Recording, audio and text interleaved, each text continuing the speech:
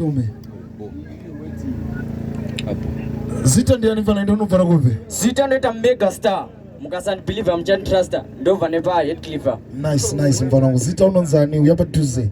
Uyakova tuskudera Zita unonzani uvane kupe. Zitwa ndetwa mamboli. Yes. Ndoba ni pabudiriro hapa. Nice. Guns ndipo maridi mako tiende. Let's go.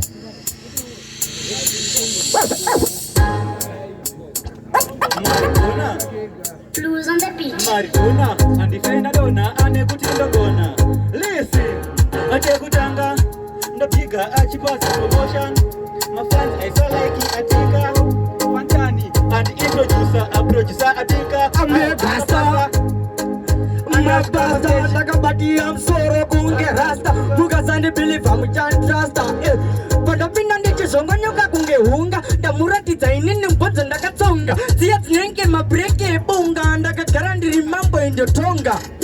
Aiwa usimambo, ona ndasvika ipapo andabva ndadira mutambo ndokuradza kuti iwewe kutaura anyambo inini afuti andikuzeza iwewe wauya ndosaka ndati yes kanupano wakastini briteni nemetso paridhims zvandine action kwamuri ndiri kambwa zvese nekacaptain ndewe photographer pairuwa romtanje ndokupeta iwewe tasuko ati kotama ndokupisa ndokwadza ndopedza mufana waita mudiki ndokusiya iwewe wakutambudzia andidhonza teni ndinodhonza tambo fesi inenge kumashure kwechikwambo ndakagara simba bindi rambo ndakagara inini baba nditone mbambo tatanga ndobika Chipaz Promotions mafanzi aisalike Atika Banchichi and producer Abika leo akapata inini Atika ipapo